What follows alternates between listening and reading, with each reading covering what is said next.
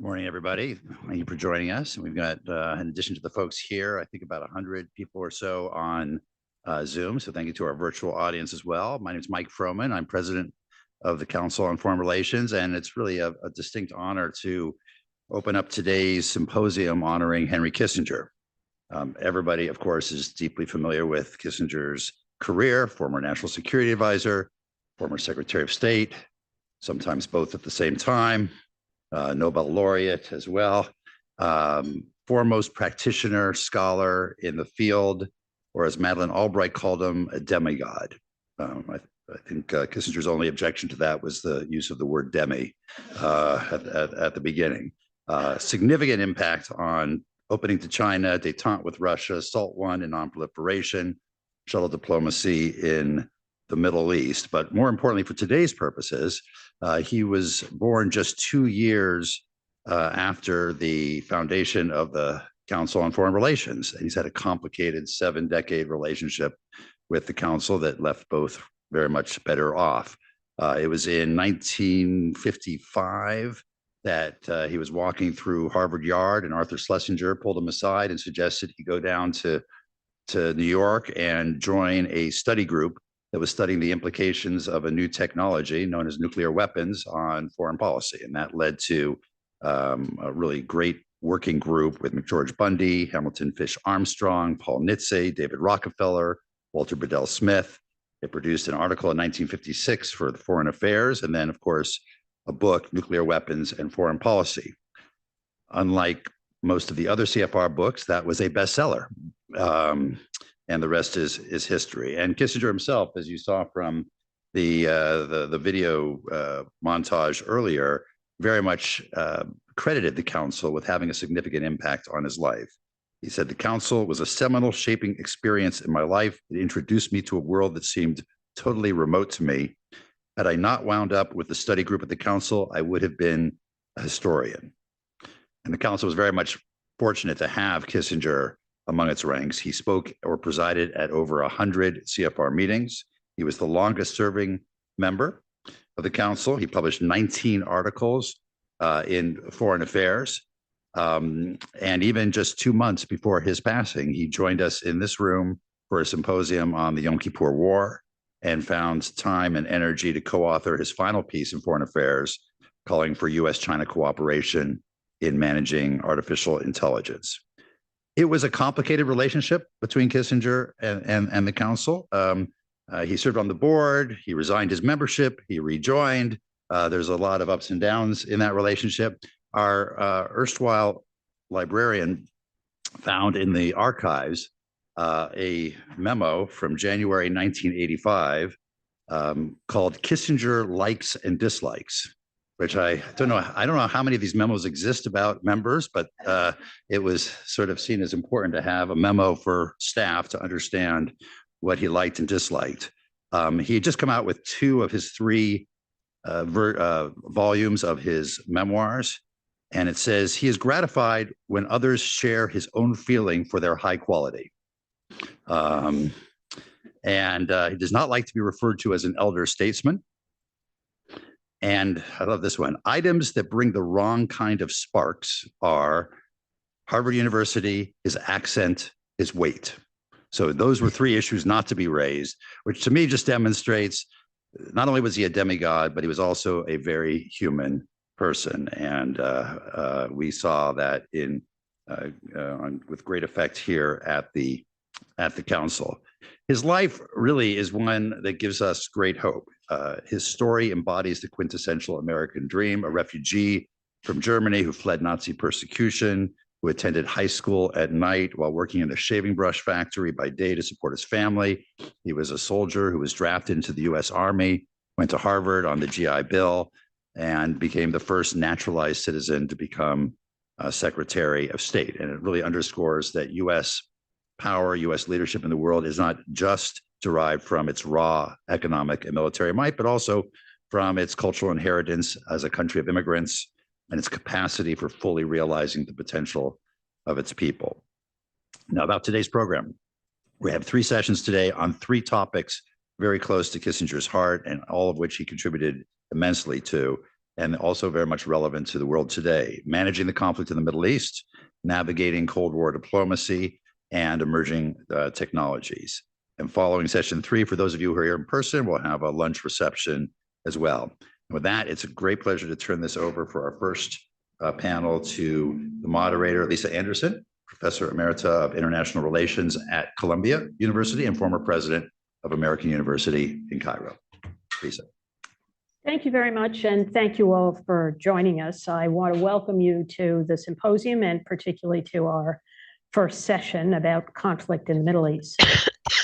As Mike just said, there are people with us in the room and over 100 people attending by Zoom, and so I'll try and manage questions both virtual and in person when we come to the question period. At the moment, I just want to remind you that this meeting is on the record.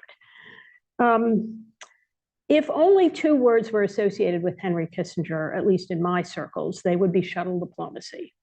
In the aftermath of the '73 Arab-Israeli war, Kissinger deployed his considerable personal charm and persuasive control of American carrots and sticks in a hectic 33 days of bouncing from capital to capital in the region to secure what was in essence a new US-led order in the region, persuading Egypt and Israel to begin the direct talks that ultimately led Sadat to abandon Egypt's alliance with the Soviet Union and paved the way for the '78 Camp David Accords.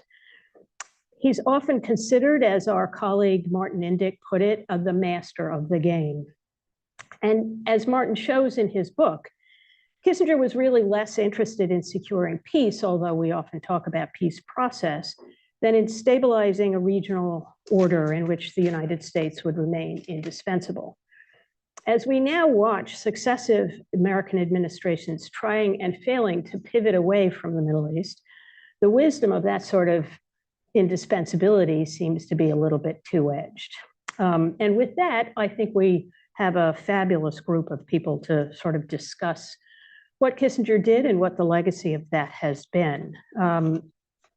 Michael Doran, at the end of the stage here, is Senior Fellow and Director of the Center for Peace and Security in the Middle East at the Hudson Institute. He served in the NSC in the George W. Bush administration as a Senior Fellow at Brookings, and he's taught at NYU and Princeton, which is where as I recall, we first met. Suzanne Maloney is on the screen behind us. She's Vice President Director for the Foreign Policy Program at Brookings, where her research focuses on Iran and Persian Gulf policy. She's advised both Democratic and Republican administrations on Iran policy and once worked in government relations for ExxonMobil. Rob Danin, to my immediate left, is Principal of Georgetown Global Strategies. He was a Senior Fellow for Middle East Studies here at the Council, having served in a variety of senior positions in the State Department and the NSC, working on the Arab-Israeli and broader Levant issues, and was involved in the quartet. Those of you may remember that. So with that, let me start with some questions in general. And I'm going to start with you, Mike, and a big picture question.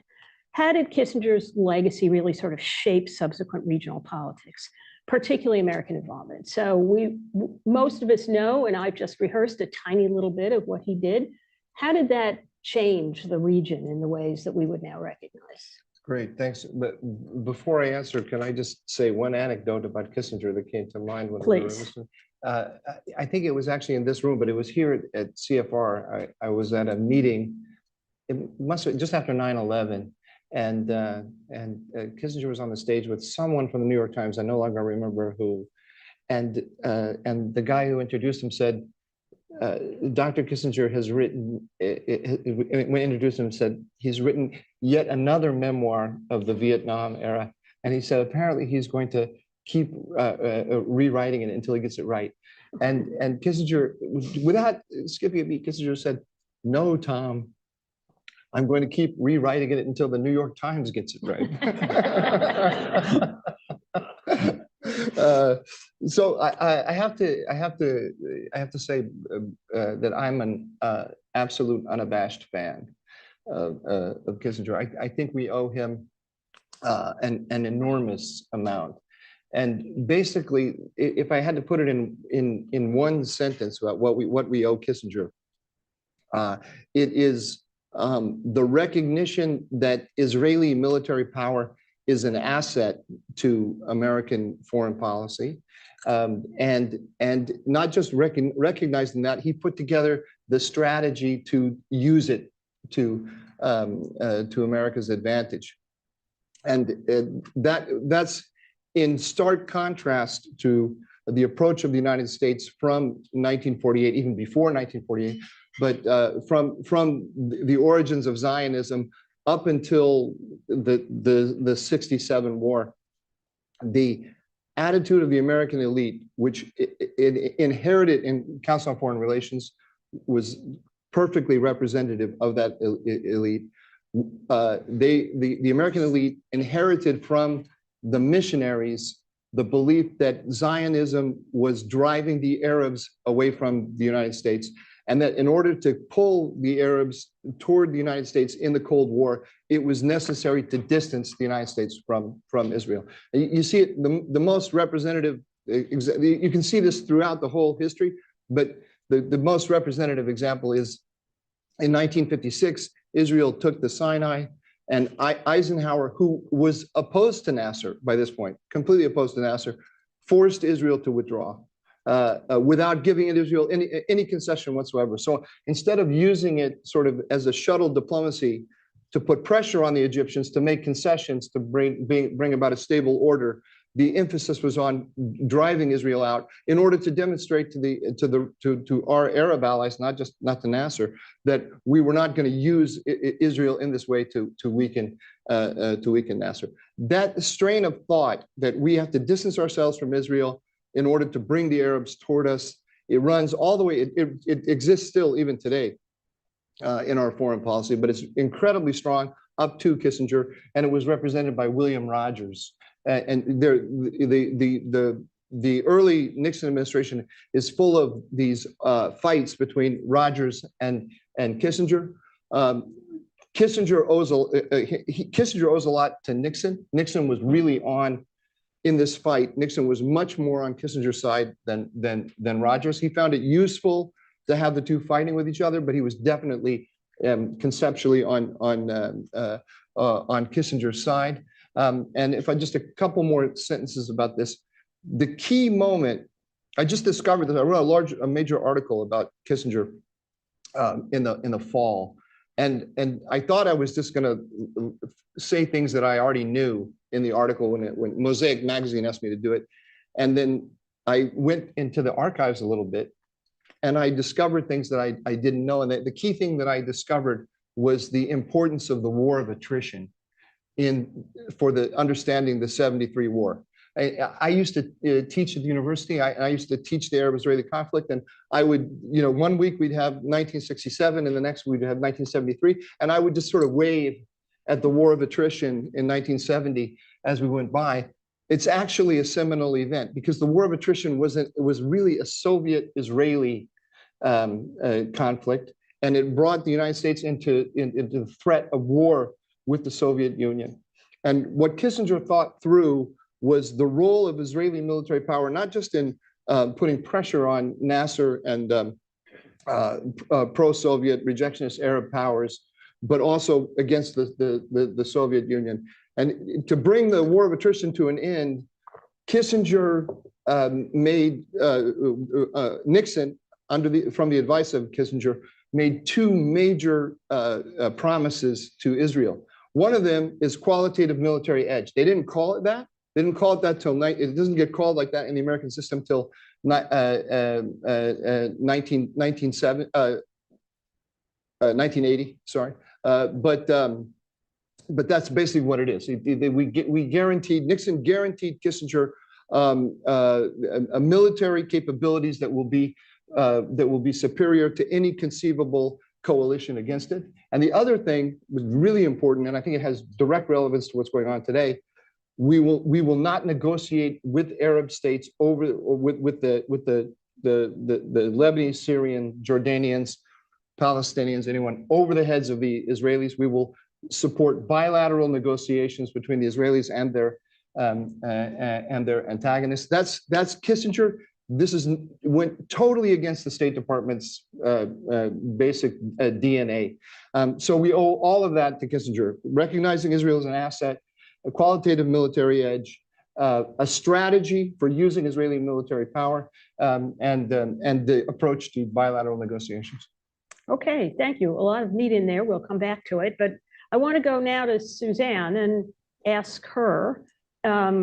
We've talked mostly, and one does mostly talk about Kissinger's role in the Arab-Israeli arena, but what of the Gulf? What of particularly the American embrace of the Shah at that period? Thanks so much, Lisa, and thanks to the Council for including me in this conversation. I'm really looking forward to hearing all the views that are voiced over the course of this, and I just wish I could be there with you in person. And I thought your introduction really set the stage appropriately, which is to say that in the sort of wider debate, especially today in Washington, Kissinger tends to be associated with peacemaking in the Middle East. But in fact, his key objective, and it's the point that Martin illustrates so brilliantly in his book, is that he was trying to build a stable regional order to protect and advance U.S. interests in the region. And I think that is very much related to the way that he approached the Shah of Iran during that period. The Nixon administration was not seeking to be overly engaged in the Middle East. It obviously had a number of other priorities at this point in time. And the Iranians presented themselves as a very useful and willing partner, and the Shah almost an overeager partner for American power in the region at a time where the British were themselves drawing back from their longstanding military presence there.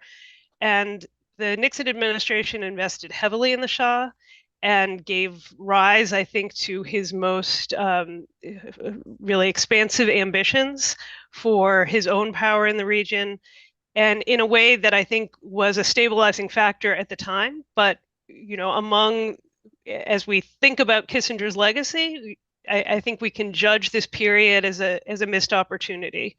A missed opportunity because it was this period of the early 70s during which time the Shah became almost unhinged from reality in terms of his own ambitions for his country, both in terms of the military materiel that he was seeking from the United States, as well as, of course, the way that he was trying to drive his economy to be larger than Germany by the turn of the century, was what he predicted.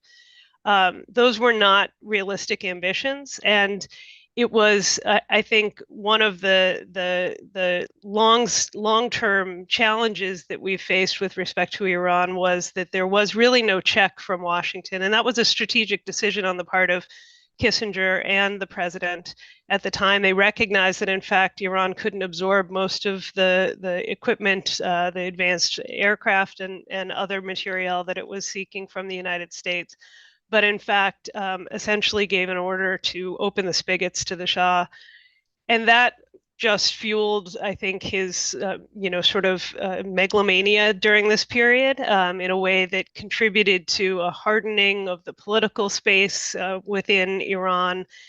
And, I think one of the fundamental legacies of this period was this was the one period in time in which the pressure from the United States, which had in fact been a characteristic of all previous administrations on Iran to open up internally, essentially was entirely missing. And this was, I think, the one period in time in which the United States might have been able to coach some reform that would have, if not averted the Islamic Revolution in 1979, at least cushioned the impact of that in terms of where the bilateral relationship was.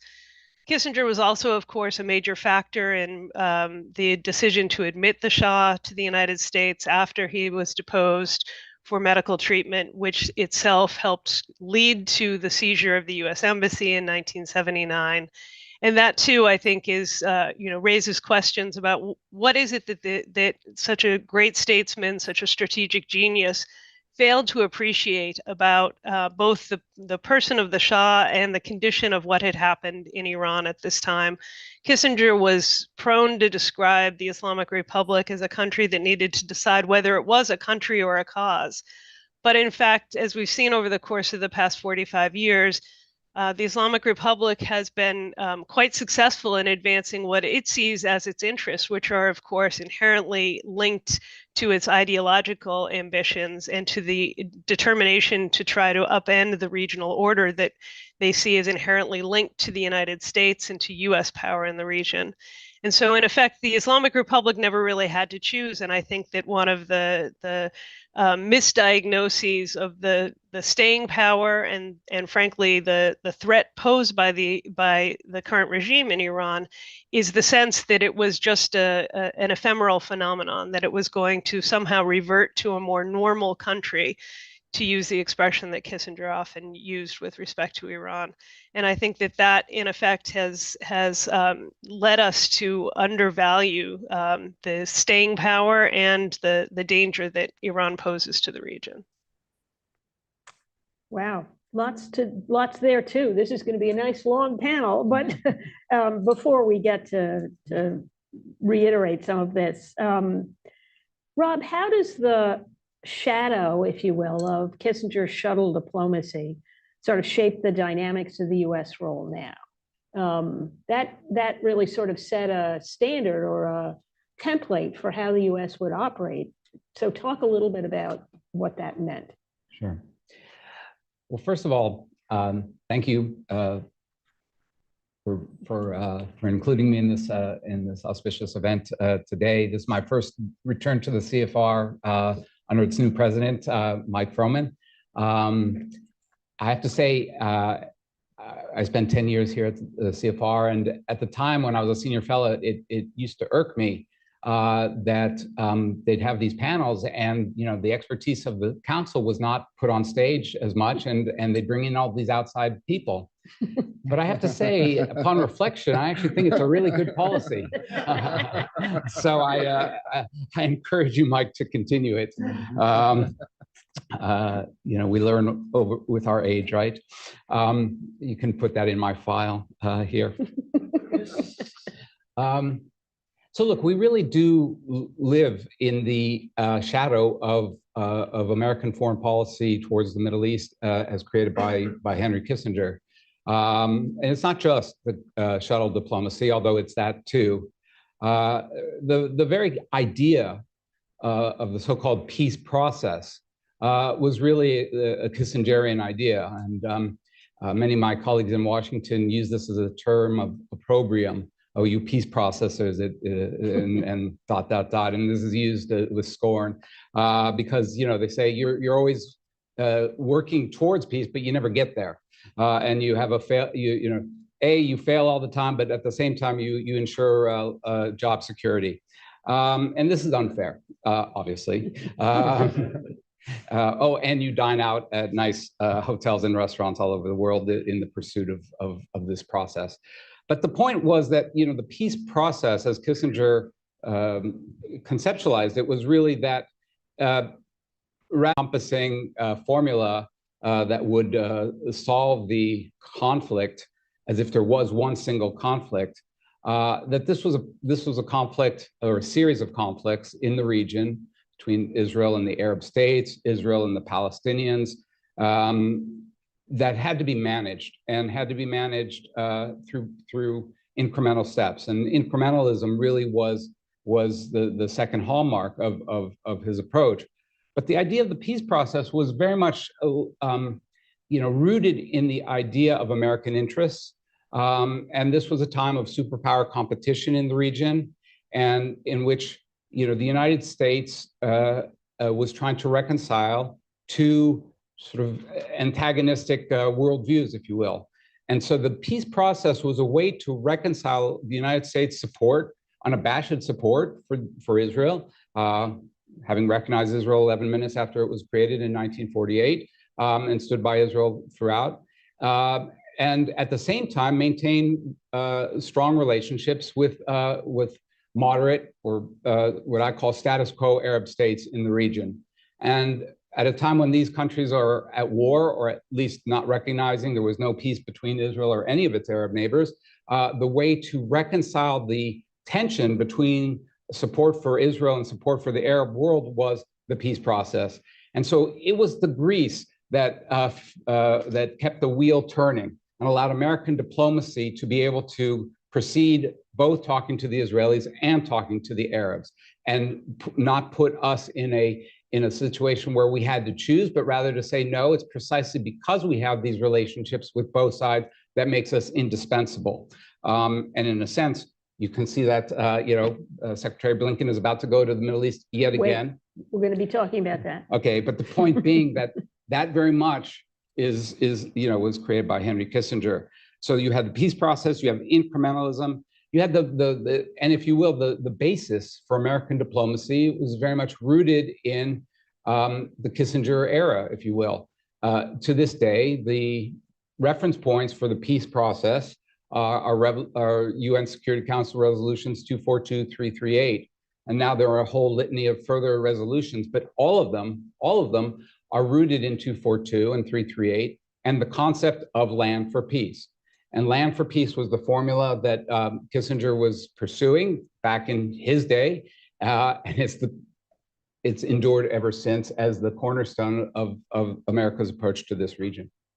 Okay, the reason I interrupted Rob is because I'm going to invite them all to a sort of thought experiment, which is, I think we, if I may say so, have done a very nice job at sort of setting how the last 50 years have been shaped by the Kissinger era in the region, or at least the American foreign policy.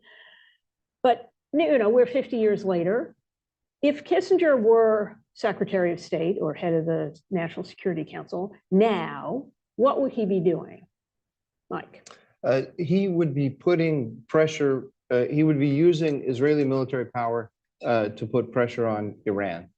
I don't want to make a direct analogy. I do want to make a direct analogy, but with a caveat. So in his day, it was Soviet Union, Nasser's Egypt versus the United States and Israel. And the United States and its Arab allies and Israel. And the Soviet Union was using the Arab-Israeli conflict as a wedge issue to cause tension, as Rob was describing, between our Arab allies and us.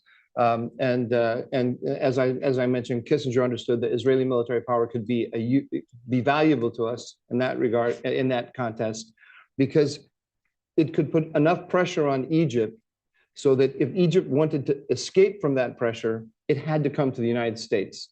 So the key was to use Israeli military power as a lever to pull Egypt away from the Soviet Union. And not to appease Egypt, but to punish it until it came to Washington. And that was through all of the different iterations of his policy. That was always the key. That was the prize, pulling Egypt away from the Soviet Union. I think Kissinger today would see the major contest in the Middle East as between the Iranian alliance system, backed by its great power allies, Russia and China.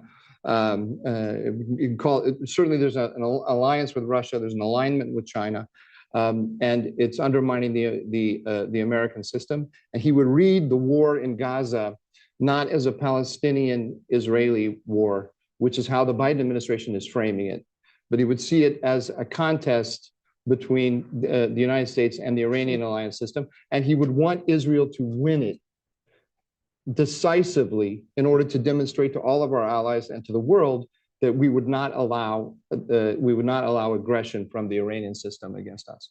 Interesting point. Okay, Suzanne, what do you think he'd be doing?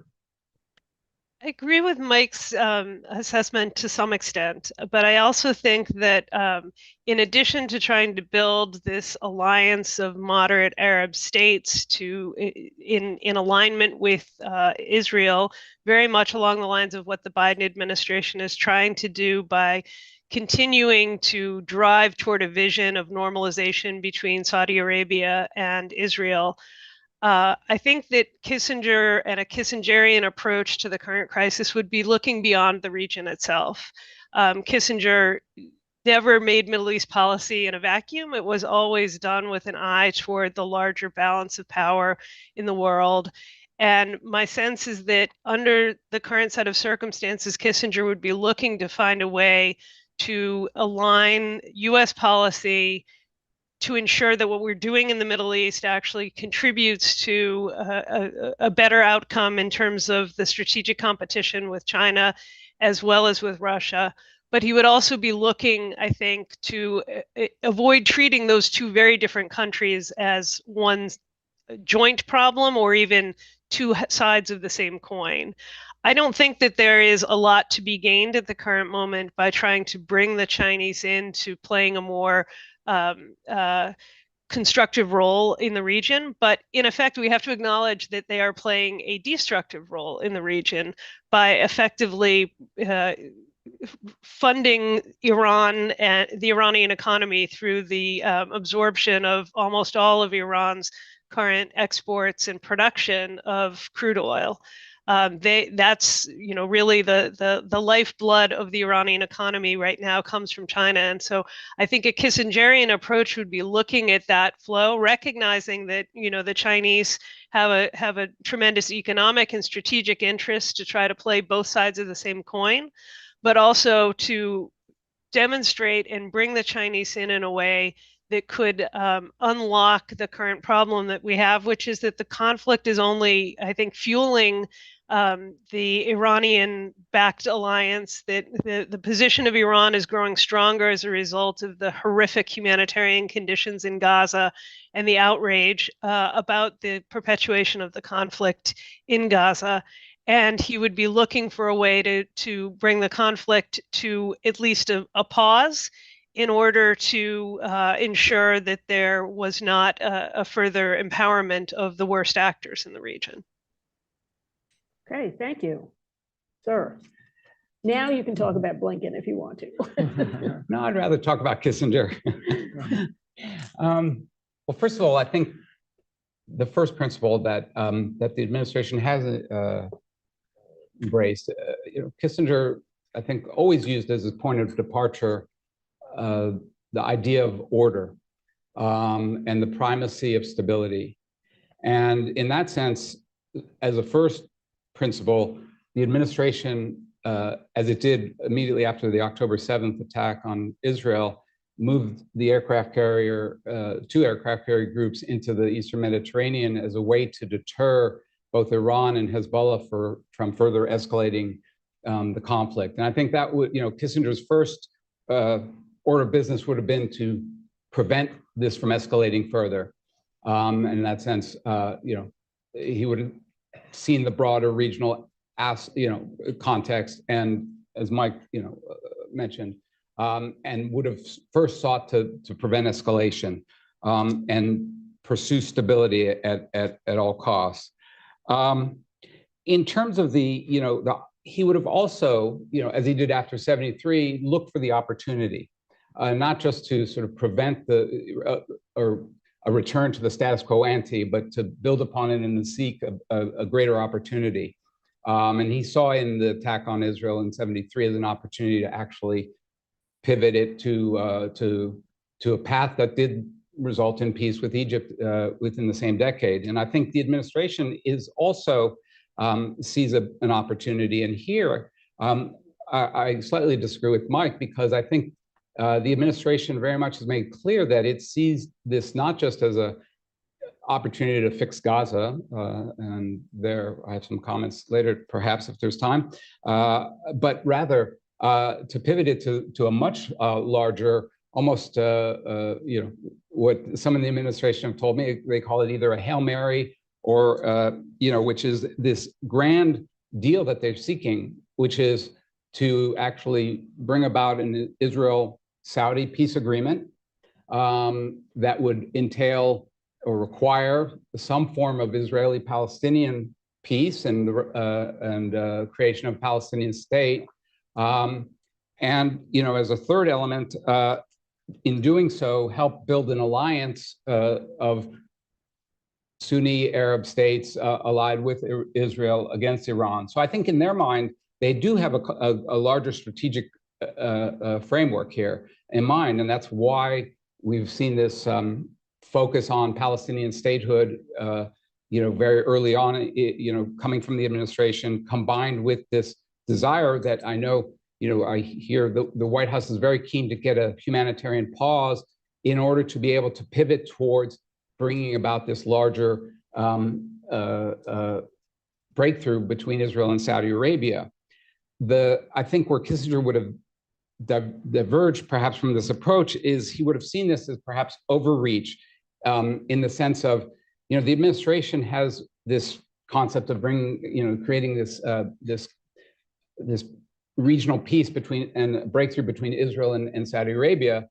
And this was being pursued before October 7th. And the Saudis have made very clear that its requirements for such a breakthrough, are quite large. They entail a security guarantee for Saudi Arabia that would require Senate confirmation, something that the administration is leveraging to try to then put the Saudis on pressure to do before our election in order, because of the election math in the Senate. We can get into that. But secondly, a peace between Israel and Palestinians. So the administration put itself on a very tight timeline. And I think that's something Kissinger would never have done.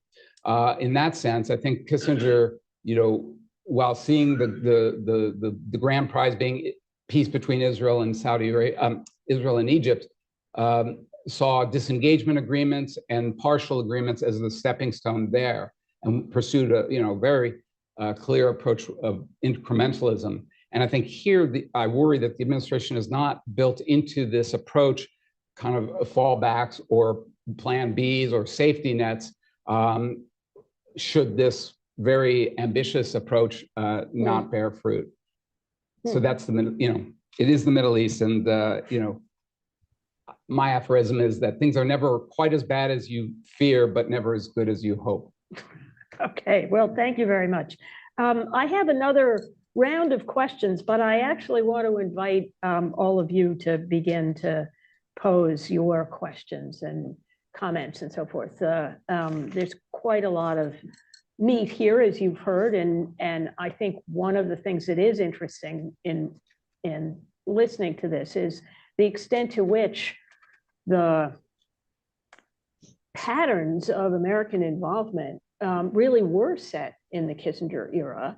And much of what we see now, we sort of think this has always been the way it is, but it was actually quite distinctive moment of thinking about process, thinking about incrementalism, thinking about the great power context in which the region sat from the point of view of the United States and so forth. So let me invite questions and comments from the floor.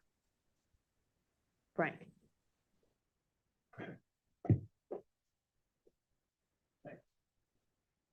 Frank, yeah. First of all, let me say thank you to all of you, and Lisa, particularly for you in laying out such a rich menu of issues to comment on. But I'm going to return to an opening statement, Mike, of yours that really struck a deep chord with me, and that was Kissinger's understanding that the United States could leverage Israeli military capability and force to improve and stabilize our position and contribute to the more stable inter-regional order. I think it's a profoundly important point, but it leads me to a question.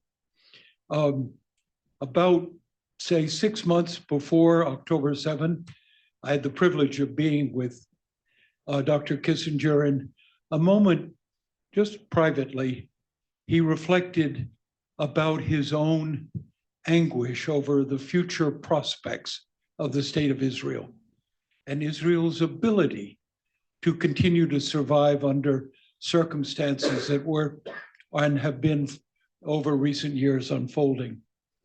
And it struck me as I looked at the very point you made, that Israel, the IDF's inability to anticipate or to dominate effectively the battlefield leaves a key lever of American policy adrift. And that I find very alarming. And I think Kissinger, and I'm assuming a great deal, and you're in a better position, I'm assuming that Kissinger would have seen the necessity to stop this war before, after Israel had scored an image of dominance on the battlefield, but short of carrying the battlefield to the edge of the total destruction of Hamas, and would have pushed hard to get us back to a period of pre-conflict stability among the parties. Am I wrong? Are you right? Well, of course I'm right.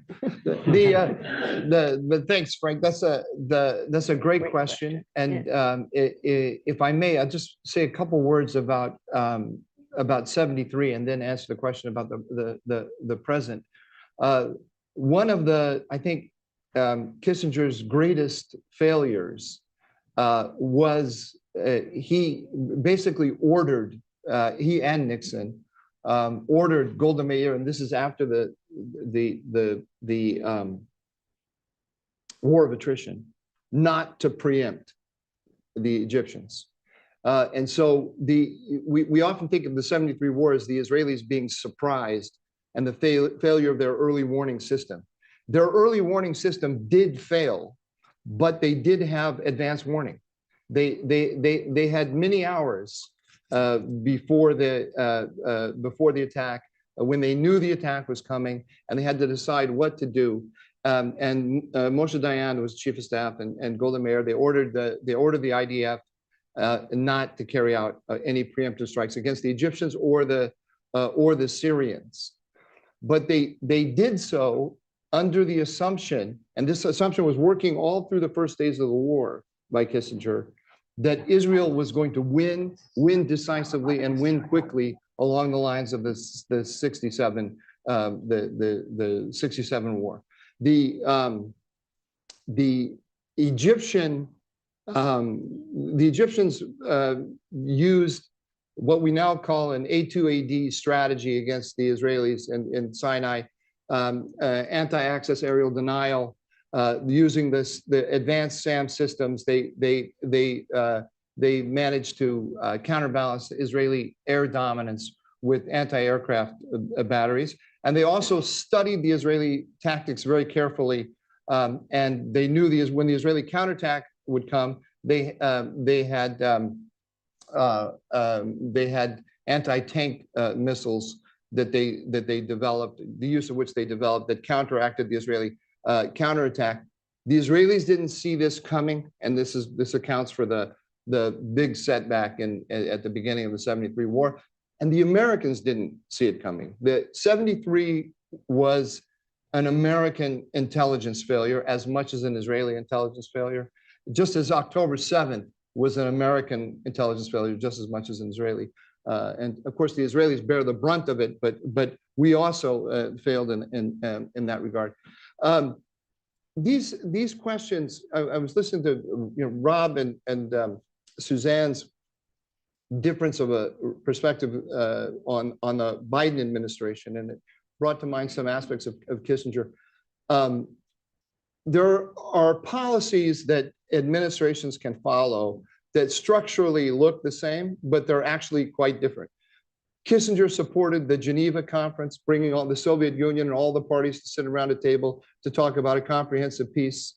But the goal of the exercise was to throw a nice little shiny ball into the corner that the Russians would go run after, while he took the Egyptians over into this corner and worked on the bilateral relations with the Egyptians. When Carter pursued the Kissinger policy of the Geneva Conference, he actually wanted the Soviets in the room. He thought that this is the way to get things done. This is the difference between what I think is a Kissinger policy in today and a Biden policy. Biden wants the Iranians in the room. Biden wants the Chinese in the room. This is not an analysis on my part. We can see it. Jake Sullivan went to talk to the Chinese, to ask the Chinese, to ask the Iranians, to ask the Houthis to stop attacking international shipping. From a Kissinger point of view, for the national security advisor to go to the Chinese like that publicly is to say to our allies, why don't you just cut out the Saudis, the Emiratis, and everybody else? Why don't you just cut out the middleman? Just go direct to Beijing, because the real answer to the Iranian problem is not with the United States, it's with the Chinese. Kissinger, whether he would have gone for a ceasefire now or to continue the war, his emphasis would have been on forcing the regional actors to come to the United States to get what they wanted, and he would have seen Israeli military power as an advantage there. Rob mentioned the two carrier groups to send, and Biden saying don't to Iran and Hezbollah, but the don't was actually a tripartite don't.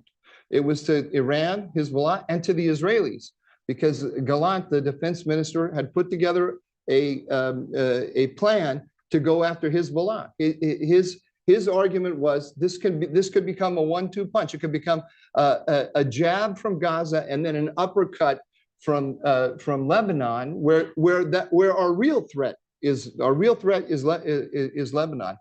Today, Amos Hochstein is running this mediation between the Israelis and Hezbollah, basically Tehran, really, in which he's calling for territorial concessions from the Israelis in return for territorial concessions from the Israelis and massive investment by the international community in South Lebanon, which means building up Hezbollah economically, territorial concessions from Israel in return for Hezbollah to move 7-10 kilometers.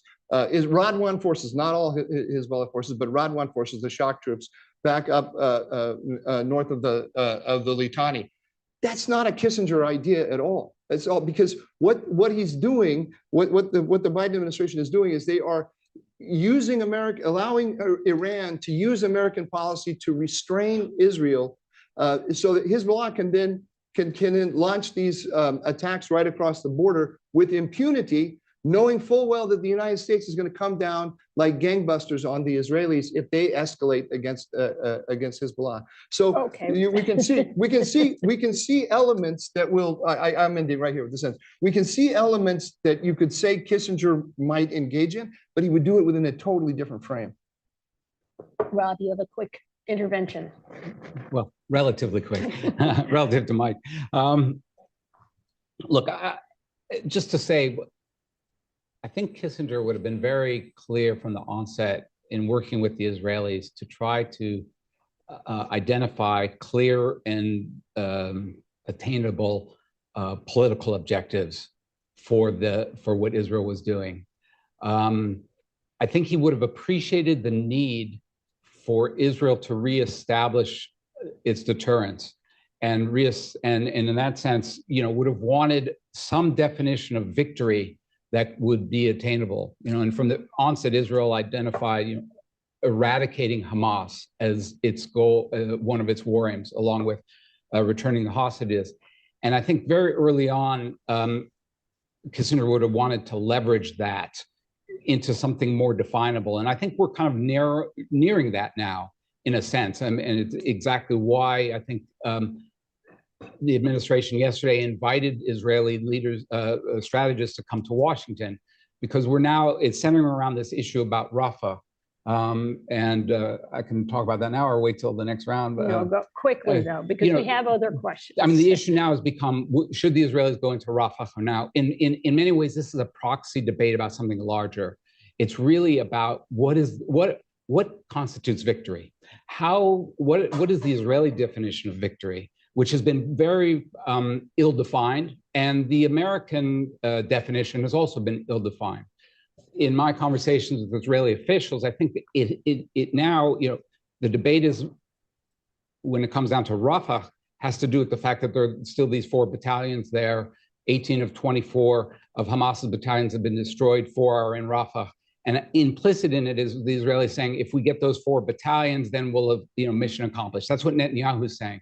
What others in the Israeli establishment are actually saying is, no, what's really important, I think this is where Kissinger would have gone, is we really need to secure the Rafah border.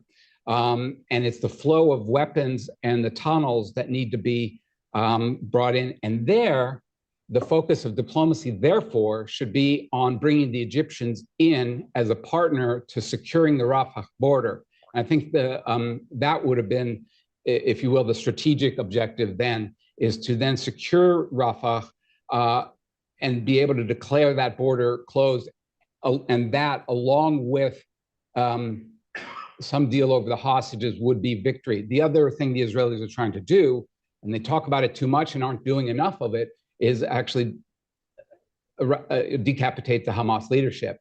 In talking to the Israeli leadership, I've asked them repeatedly, why do you keep talking about killing Sinwar? Either do it or don't do it, but don't talk about it and not do it, because in a sense, they've created a litmus test for themselves that they have failed to achieve until they do so.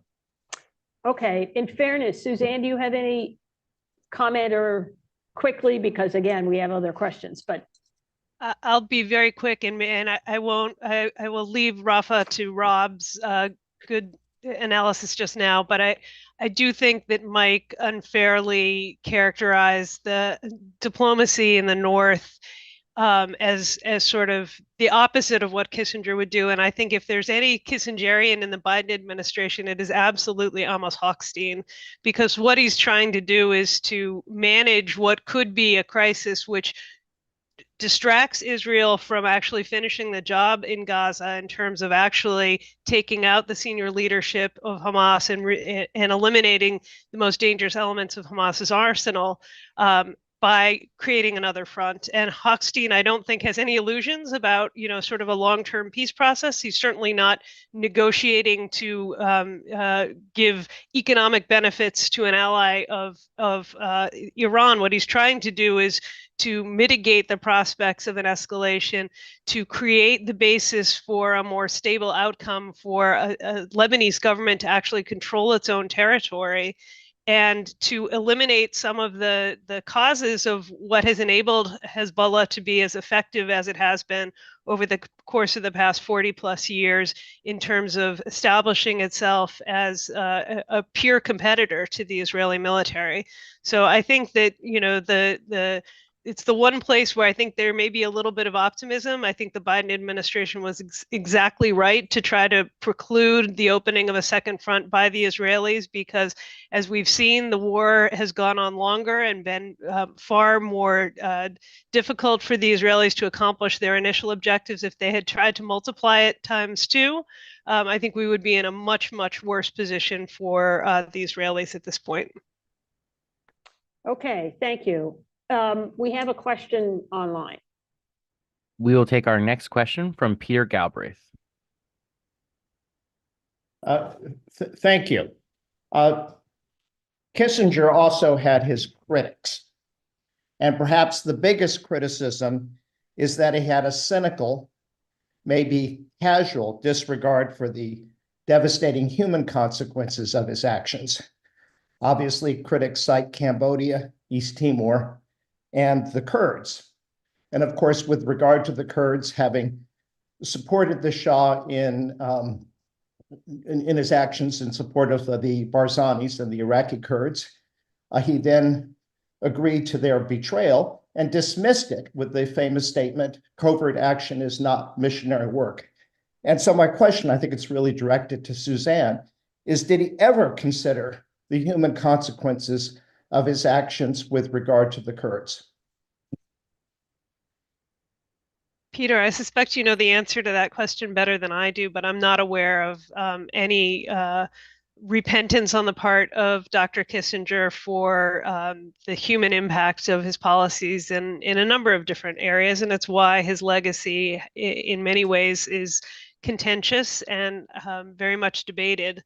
I do think that the decision to effectively abandon the Kurds and to enable the Shah to use this as a bargaining chip in order to extract what he was in fact looking for from the Iraqis, which was control over the Shuttle obviously came back to haunt both the Iranians themselves under the guise of the Islamic Republic and the region itself with the devastating 8-year war. So I don't think it's a particular historical episode which bodes well or speaks well of Kissinger's legacy. And it's why, my initial remarks were focused on the failure on the part of Kissinger to appreciate the danger of investing so heavily in an ally whose judgment was questionable and some of whose actions were not, in fact, contributing to the stability of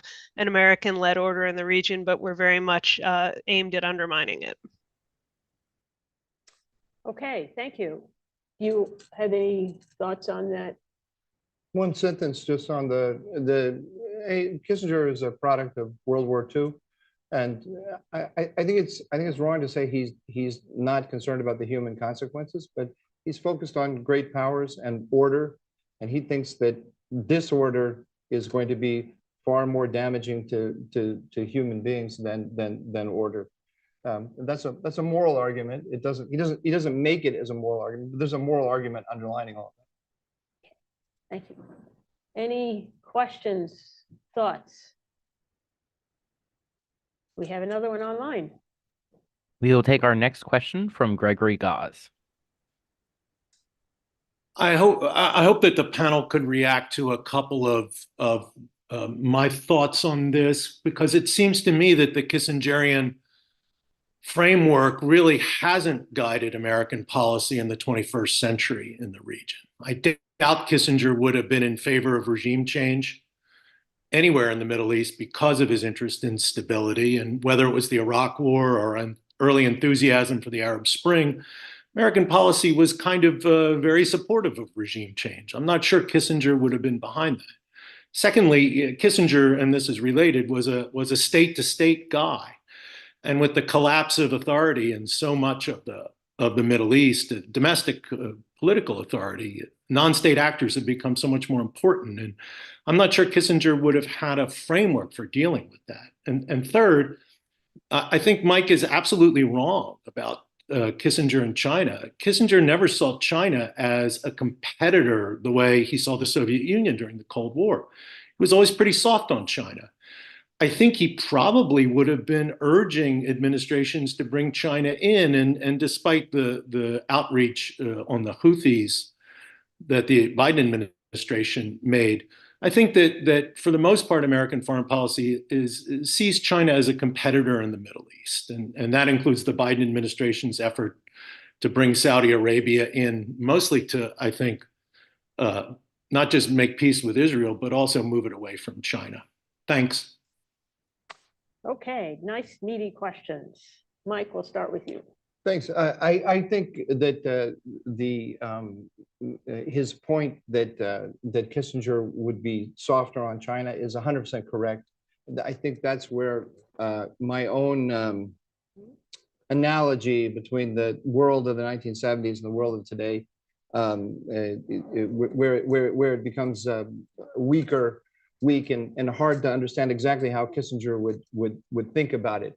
But Kissinger would be thinking certainly about American primacy and the threat to the American order that Russia, China, and Iran, especially Iran, represent. I think the focus would be on Iran.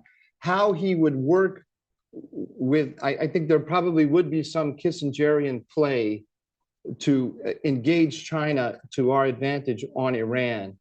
I don't know exactly what it would be, but it's not going to be in a direct analogy to the Soviet Union.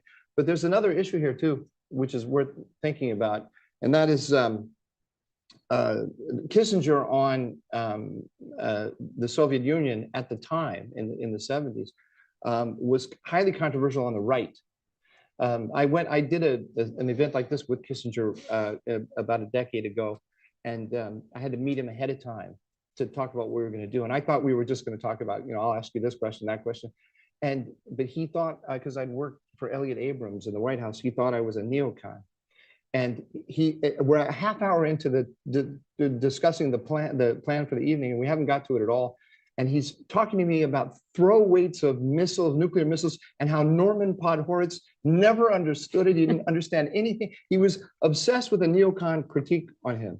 And he wanted to prove that the problem that Kissinger had is that he's the greatest statesman of the second half of the 20th century, but he had nothing to do with the greatest event of the second half of the 20th century, namely the fall of the Soviet Union. So he's trying to write détente into it. But I think he has a case. Détente, which was seen on the right as being soft on the Soviet Union, was a framework for managing the conflict. I think that's how we saw it at the time.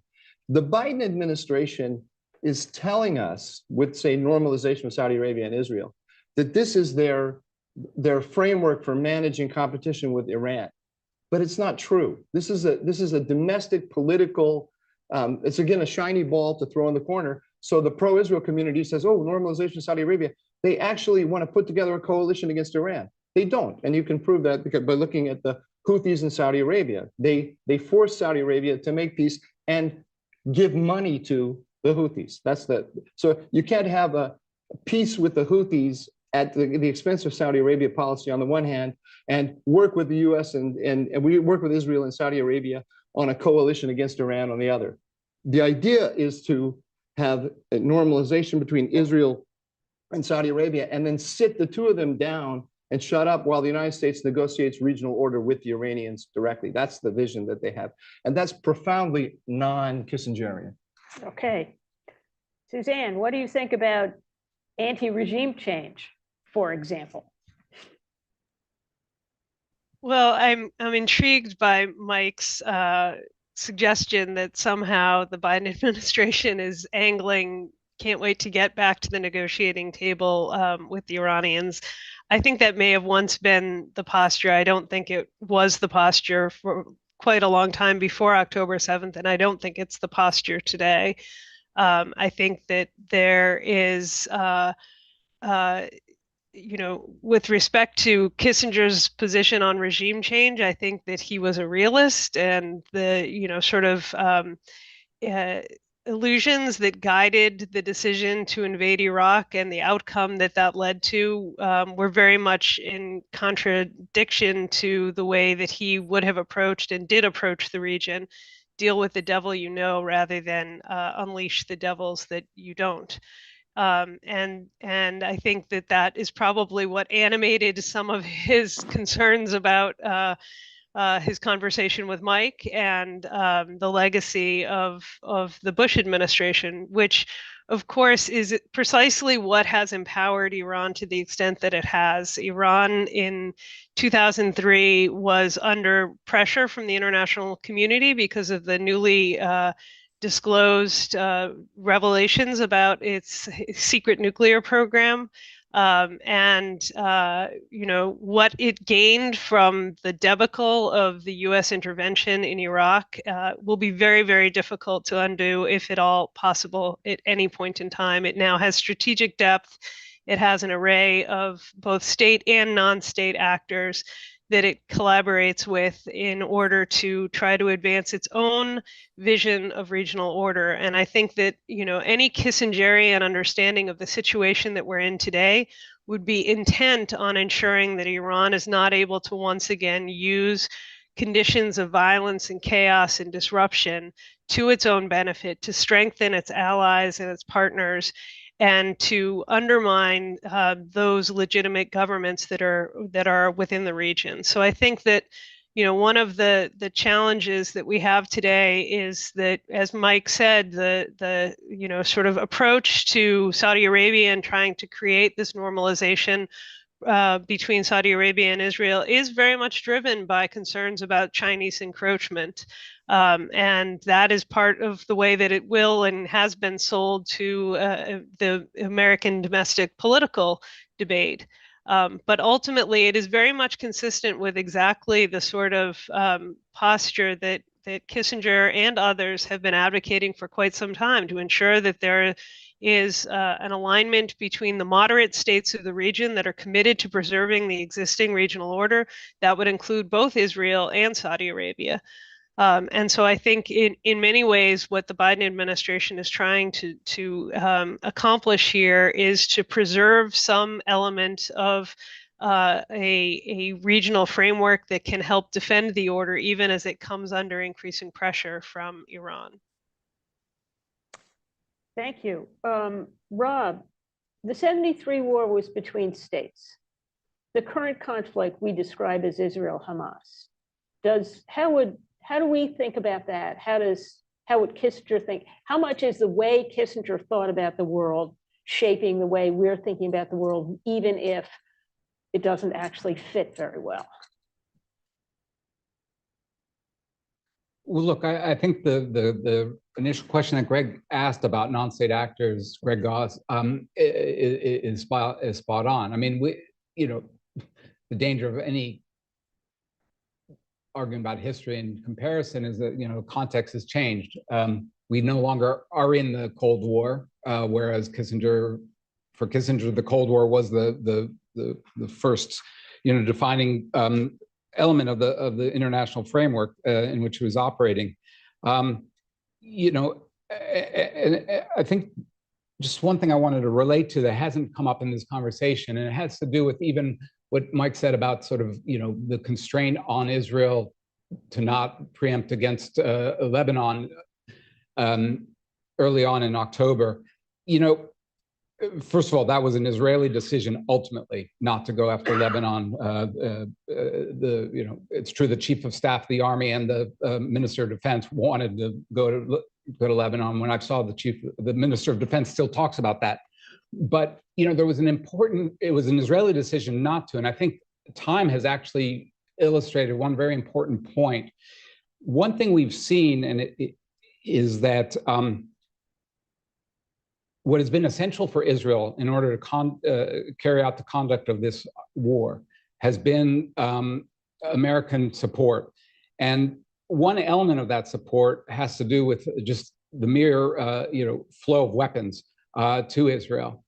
And I think in retrospect, it's very clear that Israel would not have had the weaponry or supplies in order to pursue a war with Hezbollah at this time, even with assured American supplies. And recall, Kissinger was not averse to using the weapons, the flow of weapons to Israel and turning it off and actually seeing Israelis bleed on the battlefield as a necessary cost for a larger strategic objective. So he was not agnostic or fearful of using these tools or regime change for that matter. He didn't use it in the Middle East, but he did support regime change elsewhere in the world. So these tools, lest we deify Kissinger into someone he wasn't. He was not averse to any of those. But the weapon supply, even had the tap been open, we've seen that our industrial base is really under challenge to be able to supply what's necessary both for Israel to pursue this war and the other thing that we haven't talked about, which is the war that's taking place in Europe. I think Kissinger would have very much have seen what's happening in Israel and the war with Hezbollah, Hamas rather, in the larger context also of the war with Ukraine. And here, what's the connection? There is a connection. One is the fact that we don't have the ability to keep up in terms of supplying Ukraine and Israel, notwithstanding the question about our willingness to fund it, but assume away our congressional dysfunction. Even if there was the will to supply both, it's not clear how long we can do that. And that needs to be addressed, as the administration has addressed or mentioned. But the other point has been the relative change in the strategic orientation of the region as a result of the Ukraine war, and namely here, and I'd be curious, this falls into Suzanne's wheelhouse, but the fact that Iran has become a major arms supplier to the Russians when it comes to the use of drones technology and missile technology.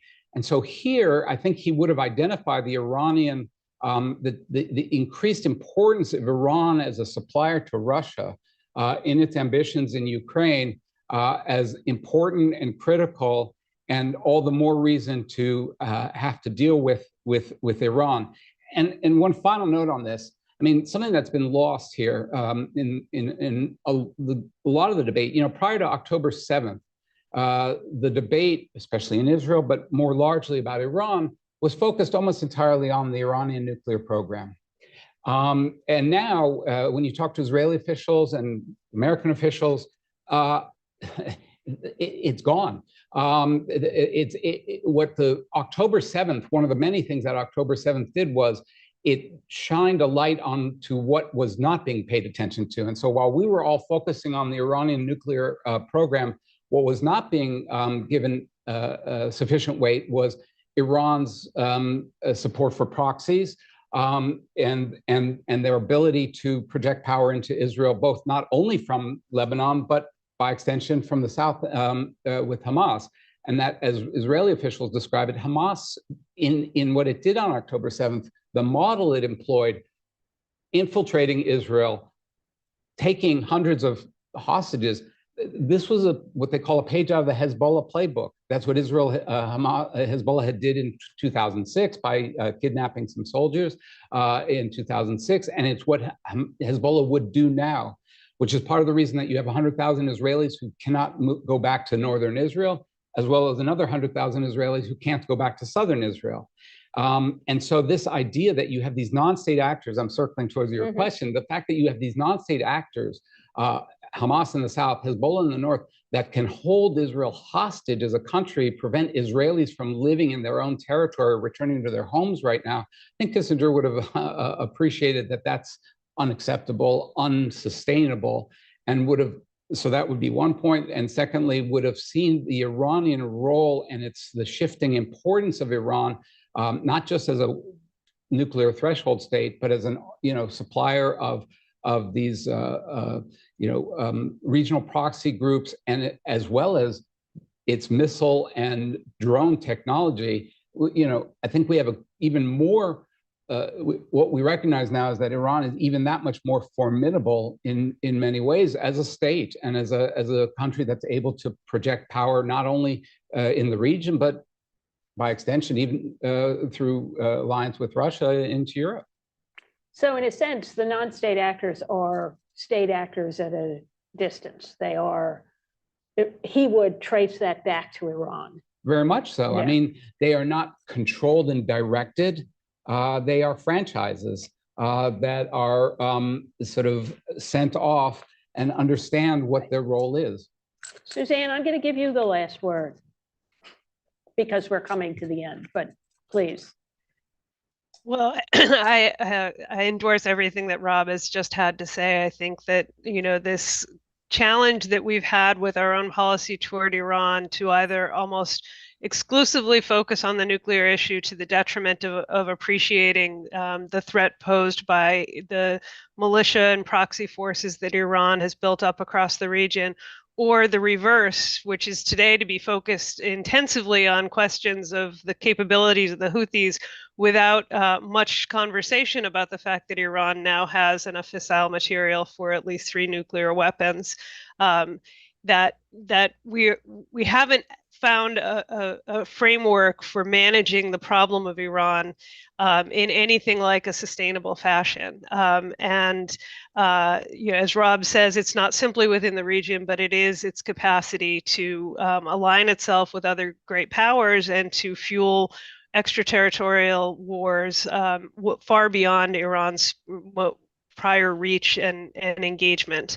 And so I think, in many ways, this, probably in a way that Mike will also appreciate, I think it's fitting that, we're kind of wrapping up with the conundrum of Iran, because it was an issue that Henry Kissinger spent an awful lot of time on since 1979, a lot of time thinking and opining about, but yet it's one in which I think we have still no clear solution that will enable us to ensure that Iran can't pose a threat to its neighbors, that it can't pose a threat to its own people, and that it is not arming itself in a way that could threaten the survival of the world. So I look forward to another future conversation on this topic, and I'm really grateful to be part of this one. Well, thank you very much. Thank you both for joining this session. I think we could go on and take up the whole day, but we're not actually permitted to do that. I would note that the video and transcript of this symposium will be posted on the Council website. And please join us in 15 minutes for Cold War Diplomacy, the Soviet Union, China, and Vietnam. Thank you very much.